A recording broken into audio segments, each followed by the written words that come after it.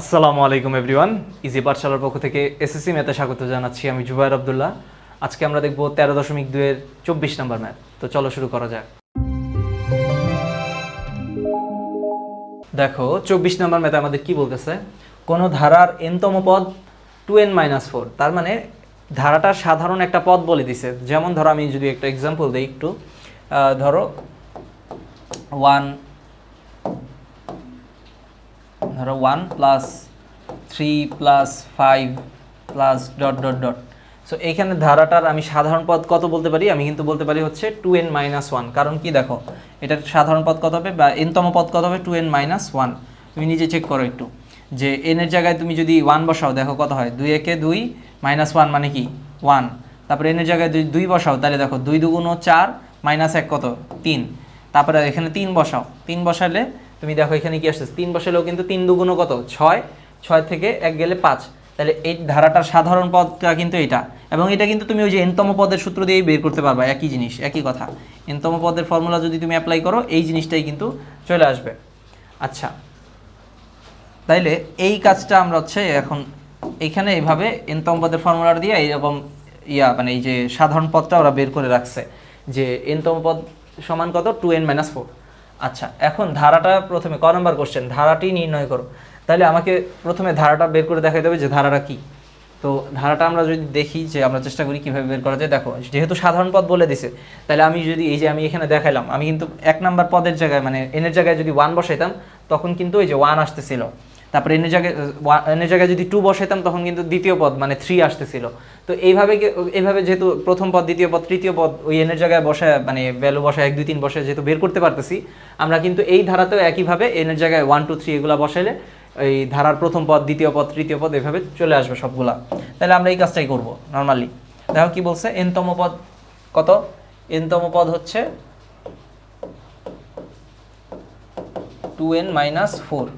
ঠিক আছে, তোমরা প্রথমে এই কথাগুলো লিখবে যে দেওয়া আছে nতম পদ 2n-4। তো সুতরাং এভাবে কথাগুলো একটু গুছিয়ে লিখবে, আমি জাস্ট ক্যালকুলেশনটা দেখাচ্ছি। তাইলে সুতরাং আমরা কি বলতে পারি, প্রথম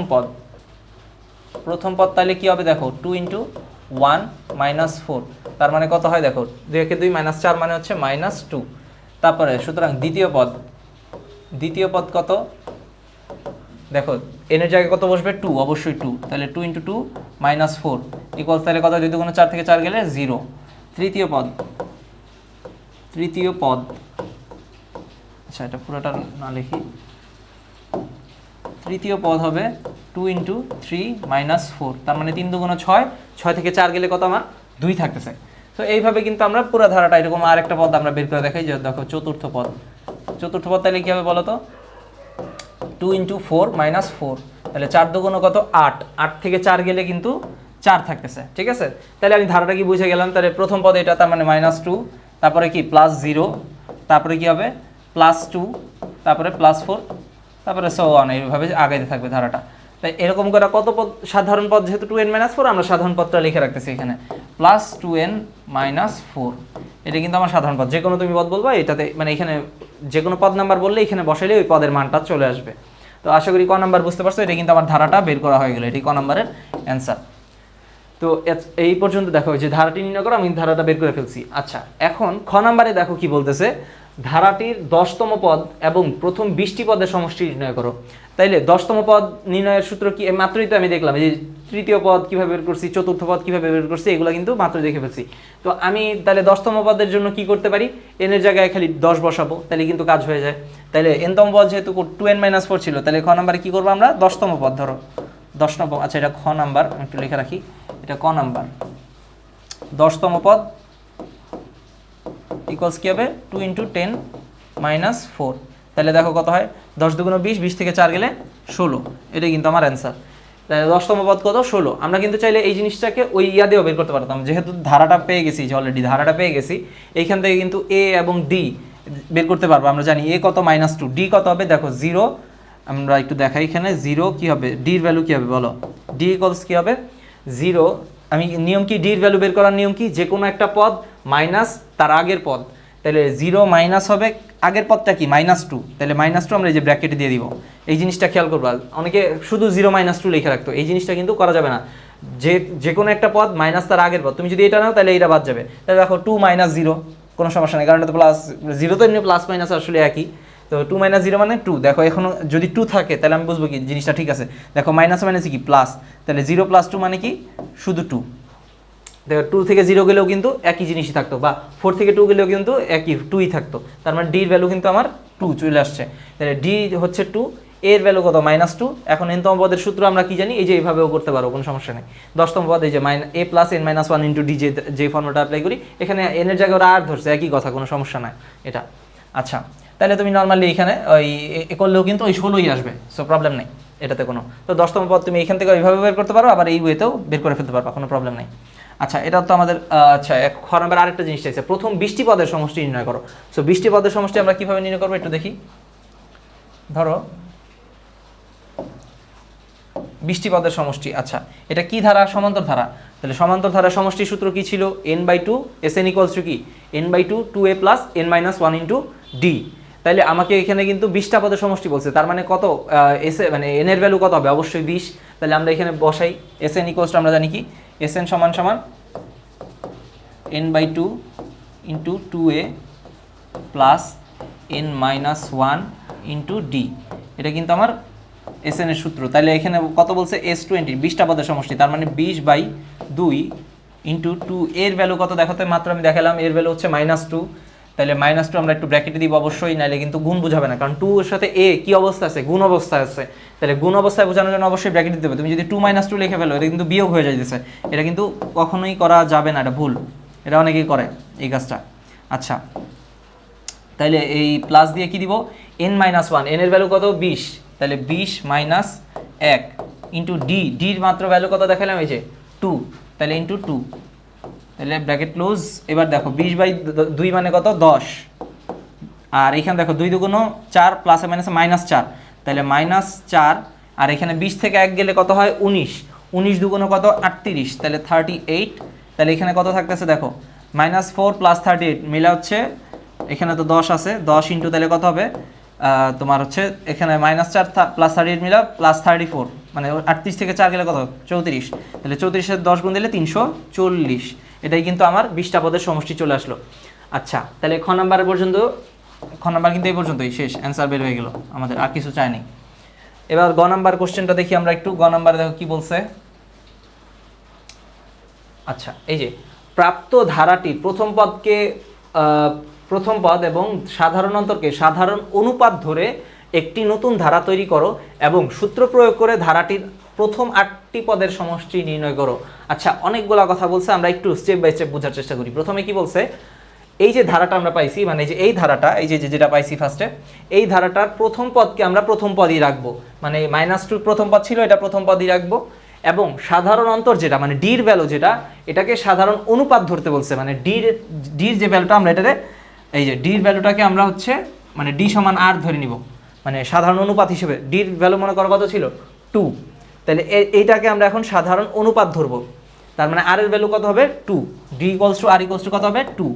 আচ্ছা, এখন বলছে একটি নতুন ধারা তৈরি করো। এই যদি আমরা এই আর এর ভ্যালু এখন দেখো, তাহলে আমাকে এ জানাই দিছে কত, এর ভ্যালু কিন্তু আমাকে বলে দিছে -2, ডির ভ্যালু কত, সরি আর এর ভ্যালু কত বলছে 2, তাহলে এই দুইটা দিয়ে আমাকে বলছে এখন একটা নতুন ধারা বের করতে। তাহলে আমি কি জানি দেখো তো, আমরা জানি না এই যে এ, মানে নতুন যে ধারাটা হবে সাধারণ অনুপাত বলছে, দেখো সাধারণ অনুপাত কিসে থাকে, অবশ্যই গুণোত্তর ধারায়।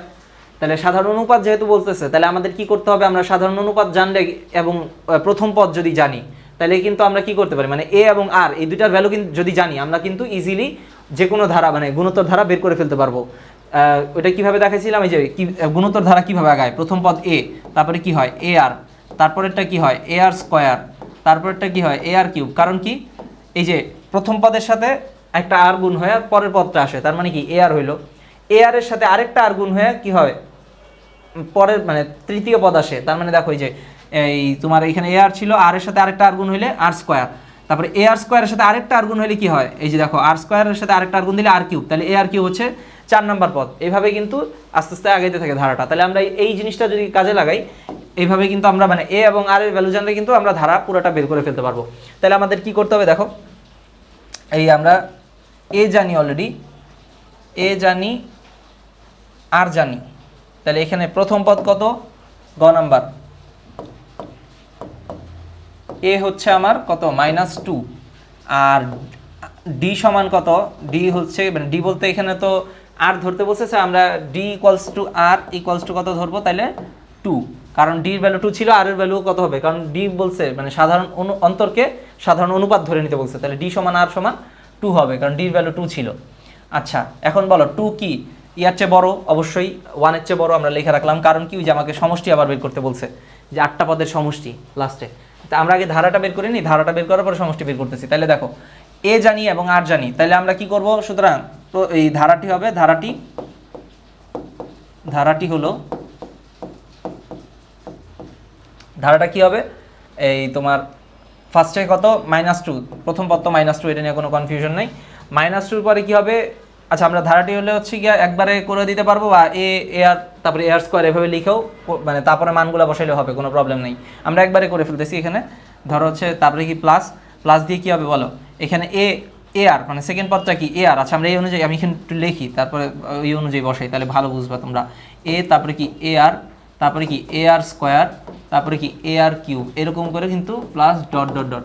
তাহলে আমরা দেখে বসাই, এবার দেখো এ বসাইছি -2, এ আর এ কত ছিল -2 ইন্টু আর এর ভ্যালু কত দেখো 2, তাহলে এখানে 2 বসবে। আচ্ছা এ আর তারপরটা কি আছে এ আর স্কোয়ার, তাহলে প্লাস দিয়ে এ কত -2 আর এর ভ্যালু কত 2, তাহলে আর এর জায়গায় কিন্তু আবার একটা স্কোয়ার আছে এখানে দেখো, তাহলে 2 স্কোয়ার। আচ্ছা এরপরের লাইনটা কি হবে, অবশ্যই এ আর কিউব, তাহলে এ কত -2, আর এর ভ্যালু কত 2, তাহলে ওই যে কিউব আছে যেহেতু, তাহলে কিউব দিয়ে দিলাম, তাহলে প্লাস ডট ডট ডট।